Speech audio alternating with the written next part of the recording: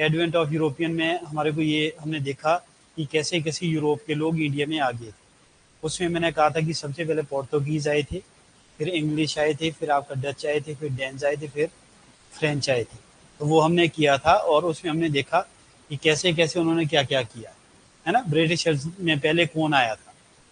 सबसे पहले Rolf Fitch आया था, फिर जॉन मिल्टन हॉल आया था, फिर आगे उन्होंने क्या बनाया था, एक वो कंपनी बनाई, ईस्ट इंडिया कंपनी। फिर वो 15 ईयर्स के लिए इंडिया में आ गए। आने के बाद हमने देखा कि उन्होंने क्या किया, आगे अपनी प्रेसिडेंसीज बनाई, यानी कि उन्होंने ऑल ओवर इंडिया में, मान लीजिए जैसे बॉम्बे है, कलकत्ता है, मद्रास है, वहाँ पे उन्होंने अपनी हेड क्वार्टर्स बनाए। हेड क्वार्टर्स को हम प्रेसिडेंसी भी कह सकते हैं। वहाँ पे उन्होंने गवर्नर्स अपॉइंट किए। ये हमने किया था। देन हमारे को ये पता लगता है कि भाई पहले तो इंडिया में क्या थे, गवर्नर्स थे, सभी मतलब अलग अलग स्टेट थे, जैसे बॉम्बे, कलकत्ता, मद्रास है, तीनों का अपना अलग अलग ज्यूरिस्डिक्शन था, है ना। अपने इंडिपेंडेंटली वो काम करते थे।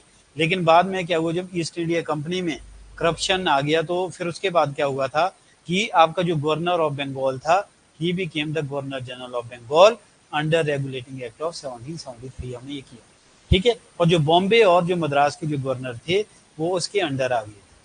फिर आगे क्या था, मैंने कहा कि भाई आपका जो गवर्नर ऑफ बंगाल है, फिर वो गवर्नर जनरल ऑफ बंगाल, वो चलता गया। फिर आगे हमारे को ये पता चलता है कि 1833 का चार्टर एक्ट आया था, उसके द्वारा क्या हुआ था, the governor general of Bengal became the governor general of all over India, ठीक है।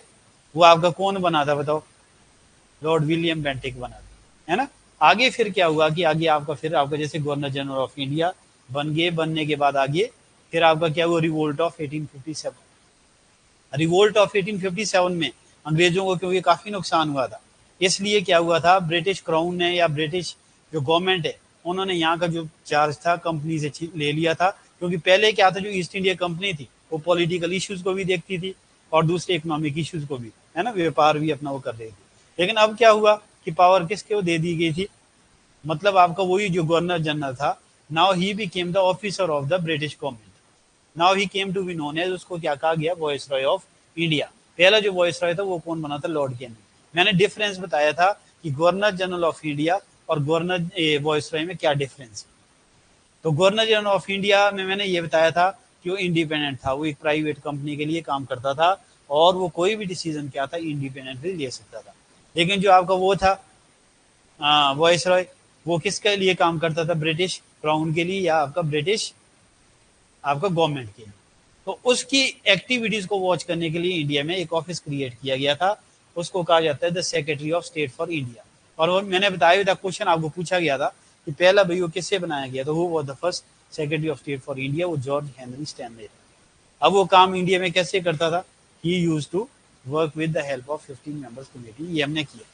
फिर आगे हमारे को लास्ट जो वॉइस रॉय ऑफ इंडिया है, वो भी came the first governor general of independent India, Lord Mountbatten का पता लगा। और उसके बाद सी राजगोपालाचारी का, जो कि पहले इंडियन थे, वो क्या बने थे, वो बने थे आपके governor general of independent India, लेकिन सेकंड थे वो, ठीक है, माउंटबेटन के बाद वो बने।